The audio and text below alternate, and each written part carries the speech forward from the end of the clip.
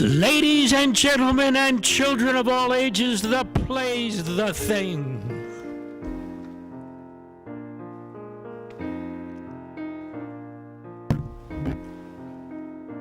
With your host, Judy Sleed.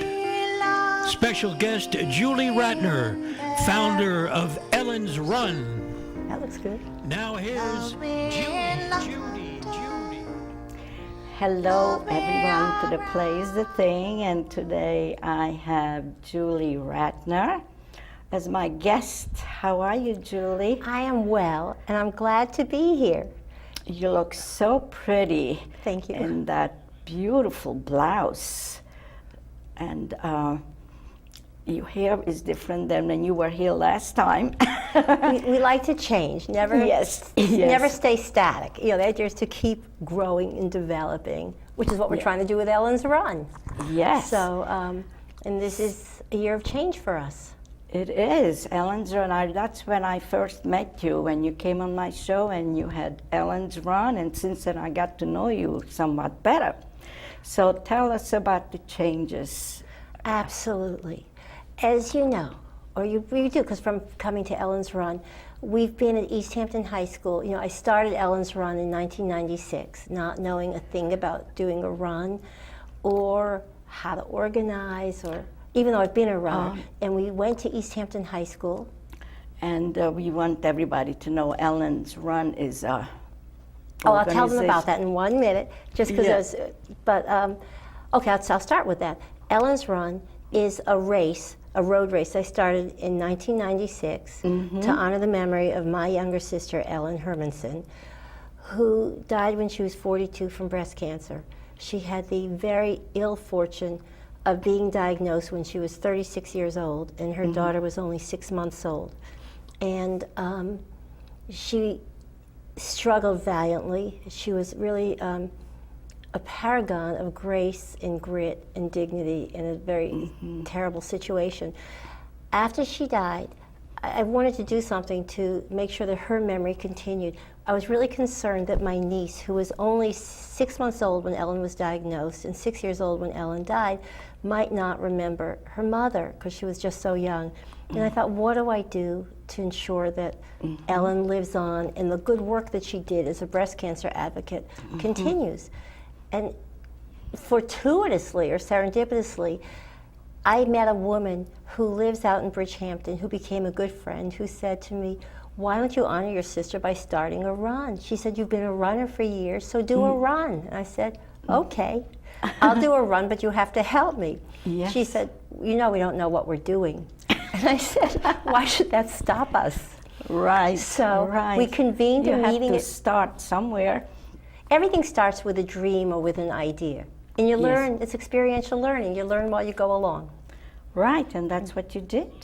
Exactly. It's very admirable. So we learned a lot.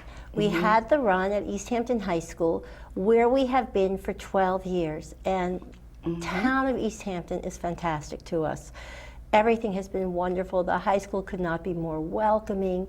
The staff at the high school, the custodial staff who accept our deliveries and make the cafeteria perfect, you know, in terms of setting it up for registration.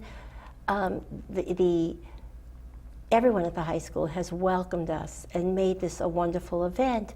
And this year, the high school is starting its own project, which is to expand and to make the high school better for the students who come to East Hampton High School.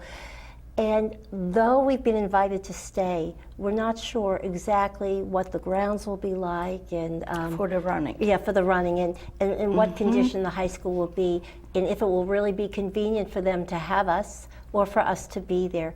So this year we thought we need to find a new home.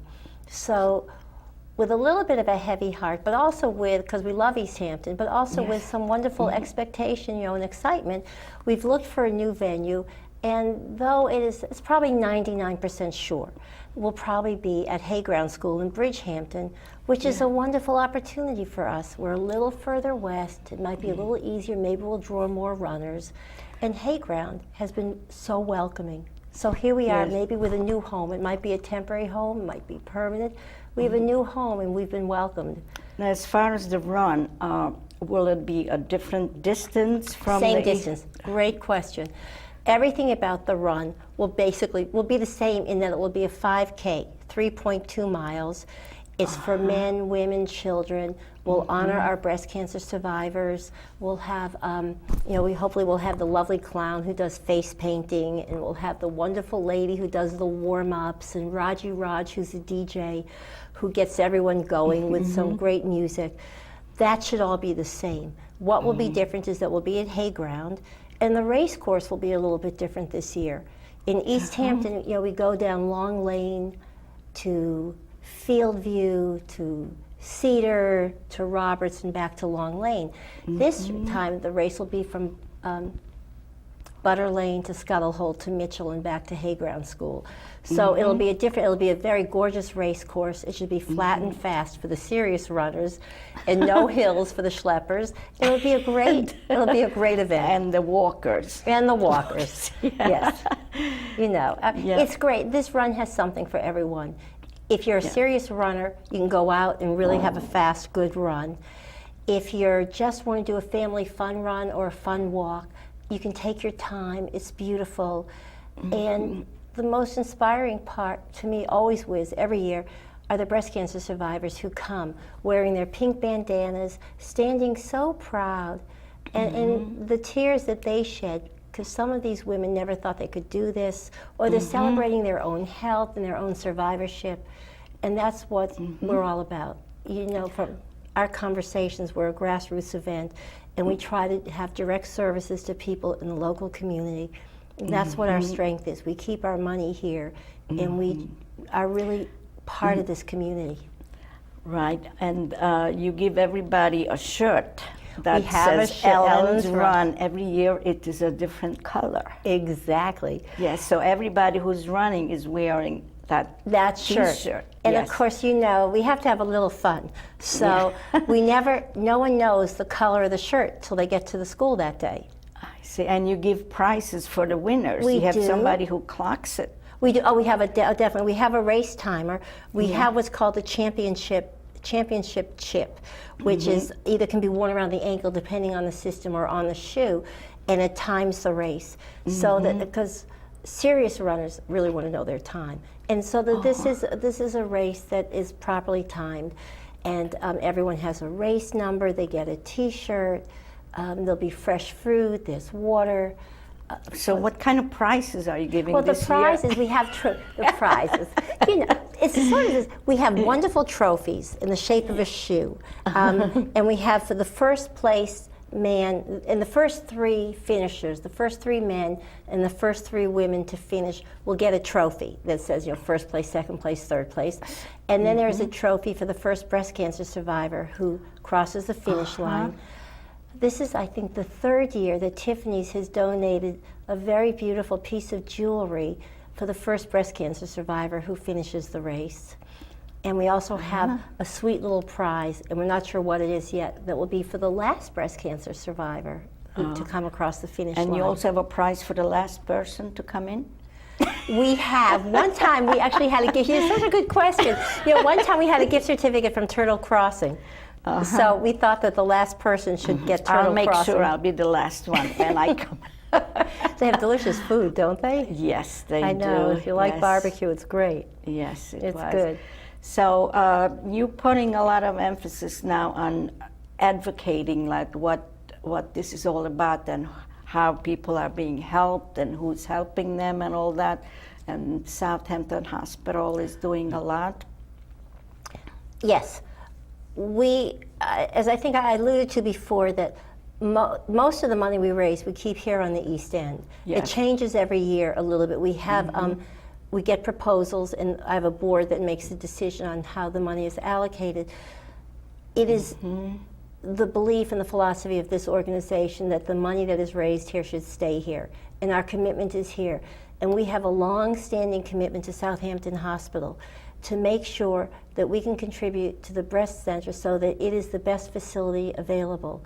And because of our donations and our commitment to the breast center, this past October, the American College of Radiology designated Southampton Hospital's breast center as a breast health center of excellence, which means that the center complies with all sorts of criteria that the American College of Radiology has established. And it means that this is a center that is the equal to any fine breast center anywhere in the country. And it's in our own backyard. And it's accessible to every woman who lives here in the Hamptons. Yeah, that is very important, so they don't have to go far away. They don't. This is a center that can accommodate a woman from diagnosis through surgery through treatment, which is wonderful because the nearest place, you know, it would be Stony Brook or Manhattan. Manhattan, obviously, and this center is wonderful. And I think I just can't stress enough what makes the center wonderful also are the doctors and the nurses who provide the care. I mean, it's wonderful to have great equipment, but you need wonderful people using the equipment. And it's the people who, you know, the equipment only can be as good as the people who use it to some extent. And I think the doctors are unparalleled. You know, they are good. I remember going with you when you presented the check. Right? And that was a very exciting moment. And I forget the amount of money. $84,000. $84,000. We work hard, you know, we're not a rich foundation. We work very hard for every penny. And thank goodness that people support the run and people come to our party and local businesses support us. This is really a community grassroots event.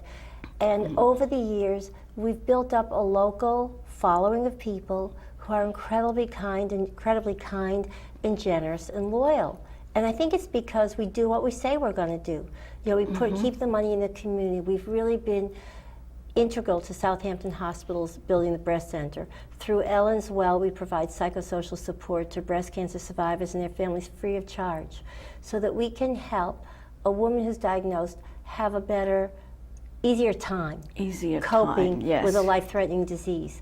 And that she has a place to go with her anxieties, her fears, a place where she can be understood, that she can share thoughts, feelings, emotions that she doesn't necessarily feel she can share maybe with her family, her best friend, her mother, her spouse, whoever it is. And she can talk with other women who are who are going through the same experience. And that's really important. It's very important in terms of wellness and in terms of doing well, going through all this. So as you said, it takes a lot of work. So how many meetings would you say we have during the year? I try to have, you know, what we do is, we have maybe one meeting in the fall to just sort of wrap up, say thank you. It's really, and then starting in January, I think I have like a kickoff meeting to say, let's start thinking again. You know, here we are. We're going to start getting excited. In April, I start in earnest with meetings, and then I try to have them once a month. So we had a meeting in April. I think we had one in March, April, May. The June meeting, if you got your email, is Sunday the 29th. And I should say, we welcome. Ellen's Run is not a closed organization. So I welcome volunteers. And if anyone in your listenership or out there who's watching the show would like to volunteer and become involved with Ellen's Run, we would welcome you. I consider us a family at Ellen's Run, and I think we are a family. You know, we look out for each other. If someone is having a hard time, we kind of all coalesce around that person. So I would welcome anyone who's out there listening, if he or she would like to become a volunteer with Ellen's Run. May I just give the Ellen's Run phone number? Go ahead. It's 631-907-1952. That's 631-907-1952. 1952. That was the year Ellen was born. Oh. So it worked out when I was offered phone numbers. It turned out that this number was offered just by chance. I said, this is like divine intervention. I said, that's Ellen's birthday. We had her birth year. So that's the phone number. And I said, volunteers are welcome. I think we work hard, but we have a great time. We do. We have a great time, and you mentioned something about you always have a party before the run. Right.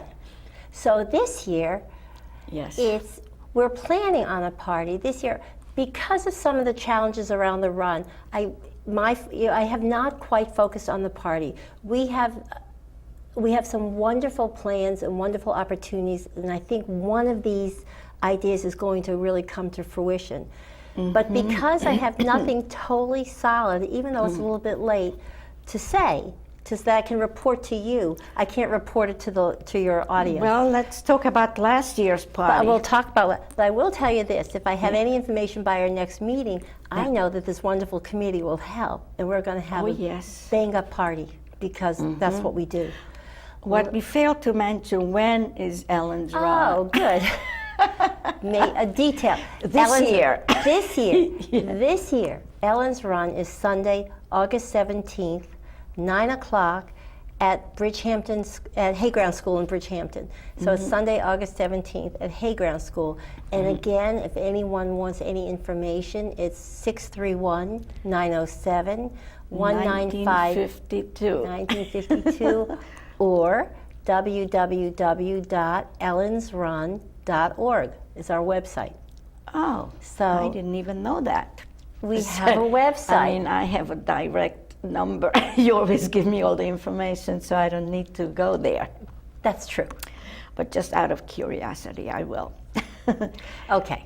So last year, our party was really unique for us.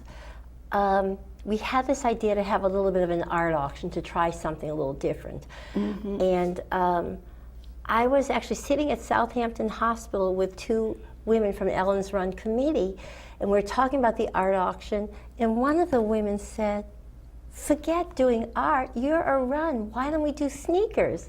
Yes, fine. I remember that. White high-top sneakers, and we'll do sneakers. And we thought that was the greatest idea.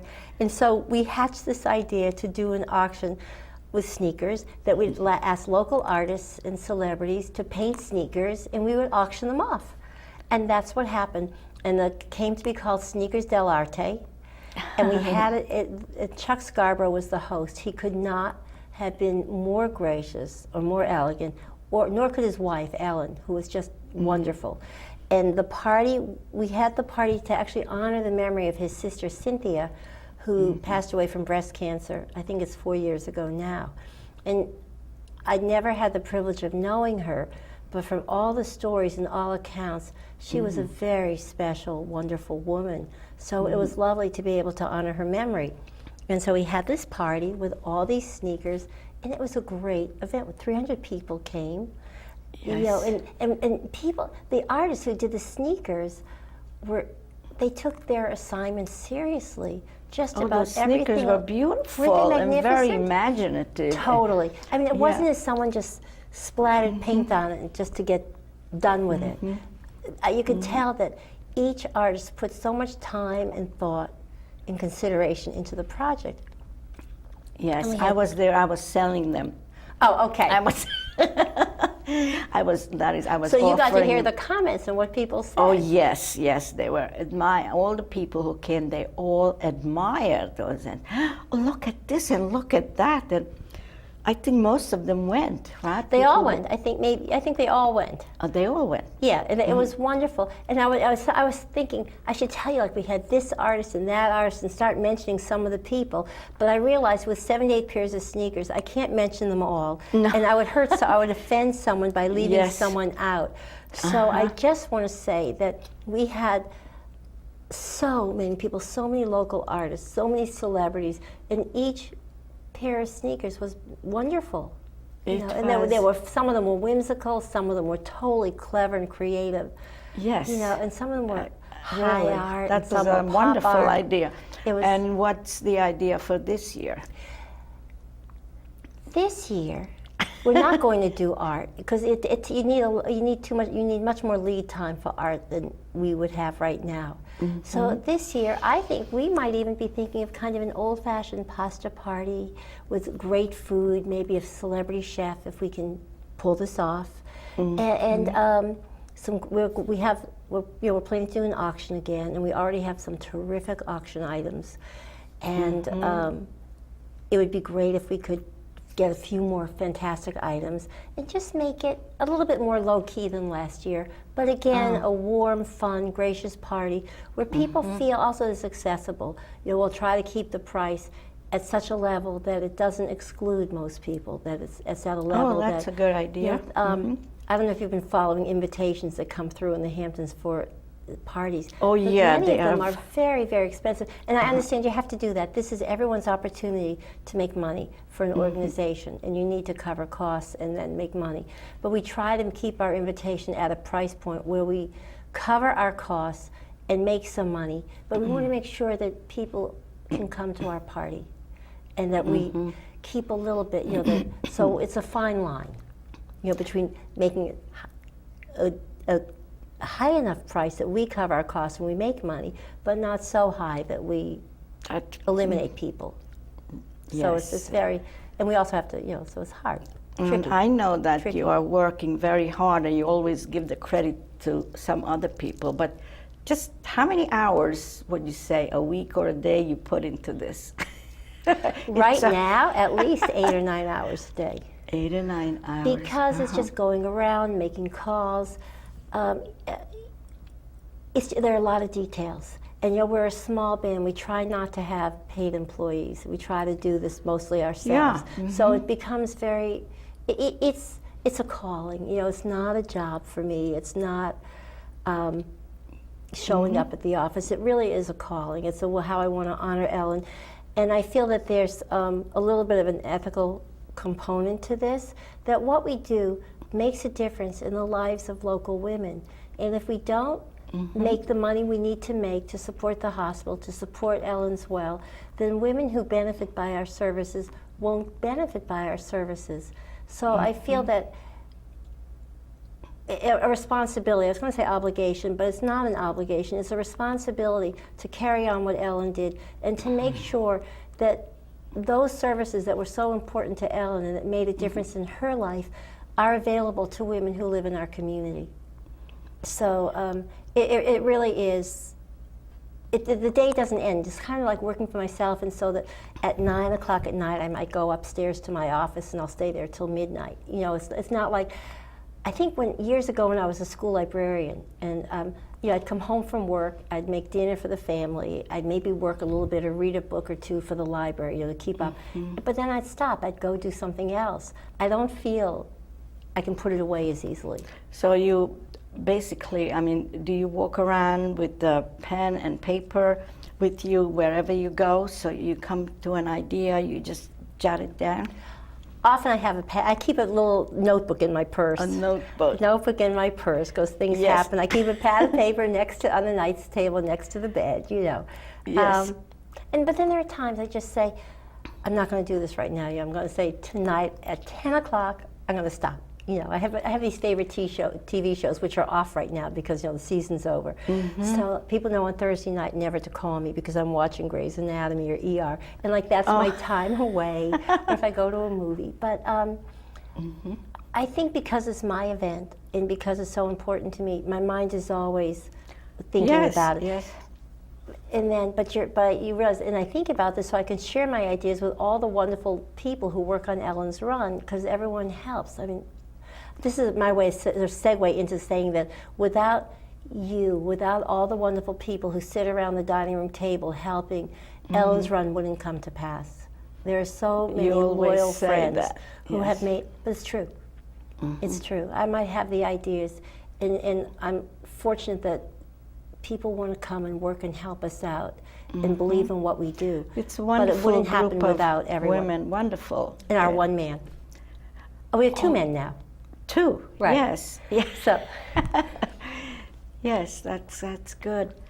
So with all this planning and everything, I have faith that it's going to come off well, like it had in the past. Like it's a little bit later. You got started a little bit later because of circumstances, but I'm sure that it's going to come off well, and we're all going to have a wonderful time. we'll laugh. We'll laugh a lot. We'll work hard.